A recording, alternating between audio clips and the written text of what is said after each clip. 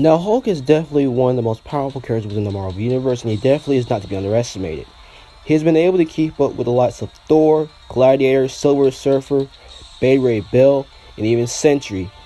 And to give you an idea of how powerful these guys are, they have casually shown star to multi-solar to galaxy level of attack potency and durability, and even multi-galaxy just by showings. Going off but what Thor and Silver Surfer, they'd easily tank the likes of stars blowing up, to even solar systems blowing up on top of them, even destroying solar systems. For starters, Silver Surfer has shown to be able to redirect energy from a being of Unilord, and this energy was so great that it destroyed the entire solar system. Silver Surfer has also been able to tank the attack from Thanos when he snapped his fingers when half the universe was wiped out, and multiple star systems were collapsed and destroyed in the process of this attack, and Silver Surfer tanked this without any shields and off guard. It was also stated by Silver Surfer that his power, if his power is misused, it can destroy an entire galaxy. And then you see Thor able to trade blows and swap hands with Silver Surfer and keep up in combat with him. And Hulk has also been able to fight on par and even beat Silver Surfer and Thor on different occasions. So, going by scaling, Savage Hulk, or even just a regular base Hulk, just for lame's terms, will easily scale to these said characters' power. He's even been able to beat the living shit out of Gladiator, who has also been able to contend with Thor and the Silver Surfer. Hulk's striking strength is also impressive. He's easily been able to punch the earth so hard, just repeatedly punching it in his calm state, that he's been able to shake the earth multiple times. He has also been able to nullify and counter a time storm, which was basically a storm made of time, and Thor has easily been able to just punch it and destroy it. He has also been able to punch through a time barrier quite easily. The Hulk also has some incredible abilities to where he can his insane regeneration, to where even when Vector incinerate his body, he was able to regenerate from it. Or when Thanos erased him, or just like incinerated him, shortly after, the Hulk was able to regenerate back to his normal self. Meaning that the Hulk is pretty hard to put down in this sense. He was also shown the ability to adapt similar to what Doomsday is able to breathe underwater, even breathe in the vacuum of space. His lifting strength is also up there with the likes of Thor and Hercules, to where he's able to hold up a 150-ton billion mountain range, and he's been able to destroy an asteroid twice the size of the Earth. And also, when Sakaar was going to be destroying upon itself, he was able to easily hold together two tectonic plates. Now, Sakaar and Earth are quite relative in terms of size. Sakaar has a diameter of 12,150 kilometers wide, while the Earth has a diameter of 12,742 kilometers wide. So you see they're quite comparable in terms of size. And Hulk was able to hold two tectonic plates together that could be relative to that of this Earth's tectonic plates. Now, people seem to think that the Hulk is a really slow dude, but he's been able to countless times to keep up in combat with the likes of Thor, Gladiator, and even the Silver Surfer. For example, Norn has been able to use his speed to warp space-time, flying from one side of the universe to the other. In a few minutes, the Surfer traveled from Earth to halfway across the universe, following an echo through the creation. The Surfer leaves Earth and traverses half the galaxy searching for food for Galactus to consume in mere seconds. There was even a time for the Surfer to search the entire Earth for Namor in less time it took for Doctor Strange to finish a sentence. You can even count this at billions to trillion times the speed of light, but if we use the speed meta, the Silver Surfer would easily have immeasurable speed. Now, the way I said multiple times you get immeasurable speed is that linear time will have no jurisdiction over you, or you're able to travel back and forth through time with your sheer speed. And the Silver Surfer has shown multiple times to do this, traveling back and forth in time with his sheer speed. So, logically, the Hulk, since he's been able to fight in combat with the likes of Thor and the Silver Surfer, he would easily have immeasurable combat speed and reaction speed since he's able to react to these set speeds from these characters. Now when we enter the World War Hulk storyline, Hulk has been able to fight against the Sentry, and the Sentry literally has the power of 1,000,000 exploding suns. And this is not hyperbole.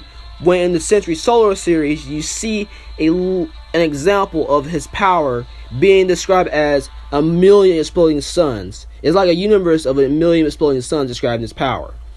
And the Hulk has been able to contend with the Sentry on different occasions, and also in this battle he fought a full power Sentry to a standstill. The Sentry can easily be scaled to those multi-solar to even low multi-galaxy in his base. And the Thor, while holding back, was able to fight on par with the Sentry and even reverting back to his base form. And this is not even the end of the tip of the iceberg right here, because the Hulk, even though he was holding back, he had another form called his World Breaker, where he surpassed the Sentry's power entirely. Now, World Breaker Hulk, or Heart of the Monsters Hulk, is a lot more powerful than the World War Hulk or the World Breaker Hulk that took place in that storyline. It is even confirmed that he was holding back the entire time because he didn't want to hurt his friends. He actually was really after the Illuminati because, you know, they really did him dirty by sending him into space. But he was holding back the entire time during that whole story. And him and Red She-Hulk were so powerful that just in their battle, they were threatening to destroy Dormammu's realm. And Dormammu's realm can easily be described as a universe in size, possibly even more, since it absorbs other universes or other dimensions inside of it. Meaning that possibly Hulk and his Heart of the Monster stick could easily be scaled to universal or probably low multiversal. But just in case, we'll just say universal or universal plus. And the funny thing is, guys, this isn't even the most powerful version of Hulk. Now, in the Space Punisher story arc, which is a really good story, I'll probably recommend reading it. It's really short, you'll get through it pretty fast. But in this alternate reality, Marvel's heroes are in an advanced space age, and they are a lot different from their main 616 counterparts. In this reality, this Hulk was so powerful that oh man, it's crazy. He like slaughtered the Avengers, clad Sabretooth, and Deadpool, and it was even stated that he was a threat even greater or relative to that of Galactus. Funny enough that Galactus was killed off in this reality by the Avengers by some unknown means. Now, killing Galactus is definitely not an easy thing to do. He definitely ranks above the Skyfallers, can definitely be comparable to that of Celestials. Now, you can easily scale Galactus off of Odin, who has shown many universal to multiversal feats. Like in his battle with Seth, they were destroying galaxies, they were affecting every plane of reality, and they were tearing at the fabric of the Marvel multiverse. Also remember that Seth was amped and Odin was weakened because he was thinking more like a mortal. Odin also nullified a fire that was going to wipe out the World Tree, and at this point the World Tree has been confirmed to have 10 realms and possibly an infinite amount of realms within it. So Odin was able to manipulate multiversal levels of energy. And also fire spreads and it burns over time, so this feat is pretty impressive by Odin. And as incredibly powerful as the Skyfallers such as Odin and Zeus, Vishnu are, they are still lacking in terms of raw power and abilities compared to Galactus. Galactus still ranks above them. So if we go by the narrative and the statement said and how the story portrays it, the Space Punisher Hulk would definitely rank to Galactus, if not rank the more stronger than Galactus. It was even stated by Frank Thierry, the writer of the Space Punisher story, that this Galactus is just as strong as a regular Galactus. So if this Hulk is comparable to a fully powered Galactus, he would easily rank amongst beings such as the Celestials. Now Celestials vary in power because they have like ranks and they transcend themselves different times over and over again. So in his battle with the Celestials, Galactus actually fought against unnamed Celestials who are a lot weaker than than the named Celestials. And these Celestials can easily rank to the 5D range or even 6D. Now the way you can get them to 5 or 6D is that you can scale them off a cubic, where Cubic and his friends stated that it was child's play for them to be infinite 4D, and that they were transcended multiple times by just an unnamed Celestial. So, going by this, that Galactus would definitely scale to the 5 to 6D ranges, a fully fed Galactus, and Space Punisher Hulk, going by the narrative of Arthur's statement, that he would easily scale to that said Galactus, meaning that the Galactus would easily be high multiversal. A high multiversal Galactus and a high multiversal Space Punisher Hulk. And if you're not impressed by this feat, the Hulk also has another impressive feat that can rank them, that can confirm he's just as powerful. So he was actually able to kill at least 5 Watchers that has been stated in the Marvel Guidebook to be equal or to be relative, if not stronger than the Skyfathers. Well, relative to the Skyfathers. And Space Punisher was able to kill these Watchers. And the Watchers, such as a Watu, who is the well-known Watcher and could easily be said to be the strongest Watcher, can scale to Galactus. And it even stated that Galactus, that his power to Galactus is quite comparable to him.